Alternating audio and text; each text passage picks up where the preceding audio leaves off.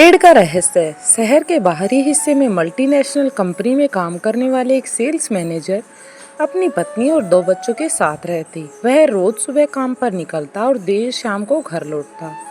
एक बार कुछ चोरों ने मैनेजर के घर पर नजर जमाई।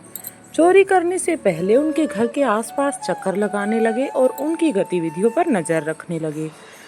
एक दिन चोरों ने एक अजीब सी चीज देखी। मैनेजर साहब जब शाम को लौटे तो वह घर में घुसने से पहले बगीचे में लगे आम के पेड़ के पास जाकर खड़े हो गए। उसके बाद उन्होंने बैग में से कुछ एक एक करके निकाला और पेड़ में डाल दिया, इसलिए वे ठीक से देख नहीं पाए आखिर मैनेजर ने क्या डाला और क्या कहा।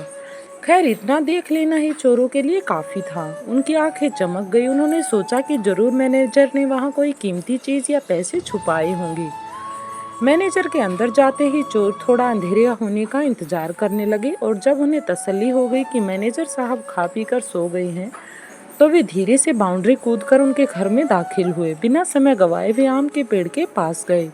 मैनेजर साहब की छिपाई चीज ढूंढने लगे। चोर हैरान थे। बहुत खोजने पर भी उन्हें कुछ नजर नहीं आया। वे समझ नहीं पा रहे थे कि आखिर मैनेजर ने किस चतुराई से चीजें छुपाई। इतने शातिर चोरों के खोजने पर भी वे नहीं मिल रही। अंत में हार मानकर चोर वहां से चले गए। अगले दिन वे फिर छिपकर मैनेजर के ऑफिस से लौटने का इंतजार करने लगे।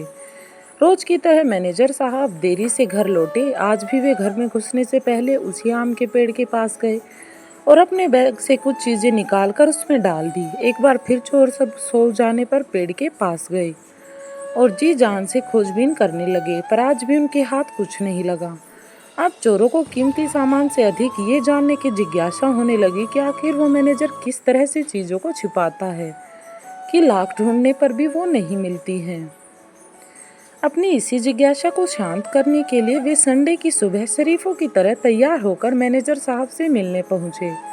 उनका लीडर बोला, सर देखिए, बुरा मत मानिएगा, दरअसल हम लोग चोर हैं। हम लोग कई दिनों से आपके मकान में चोरी करने का प्लान बना रहे थे, लेकिन जब एक दिन हमने देखा कि आप ऑफिस से लौटकर आम के पेड़ में कुछ छुपा रहे हैं तो हमें लगा कि बस काम हो गया। हम आराम से आपकी छुपाई चीज़ लेकर गायब हो जाएंगे और चोरी का माल आपस में बांट लेंगे। पर पिछली 2 रात हम सोए नहीं और सारी कोशिश करके देख ली वो चीज़ हमें मिल जाए, पर हम हार मान चुके हैं। कृपया आप ही हमें इस पेड़ का रहस्य बता दें।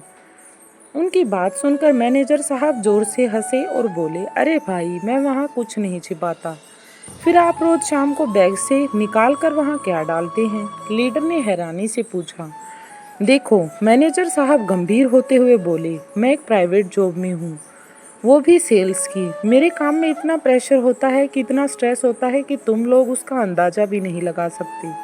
रोज कस्टमर के ताने सहने, रोज टारगेट को लेकर बॉस क्लास लेते हैं, रोज ऑफिस पॉलिटिक्स के कारण दिमाग खराब होता है। मैं नहीं चाहता कि इन सब नेगेटिव बातों का असर मेरे प्यार, बच्चों और परिवार पर पड़े। इसलिए जब शाम को मैं लौटता हूँ तो इन चीज़ों को घर में से घुसने से पहले एक एक करके आम के पेड़ पर टांग देता हूँ। और कमाल की बात है, जब मैं अगली सुबह इन चीज़ों को पेड़ से उठाने जाता हूँ तो आधी तो पहले ही गायब हो चुकी होती, यानी मैं भूल चुका होता हूँ, और जो बचती हैं उन्हें साथ ले जाता हूँ।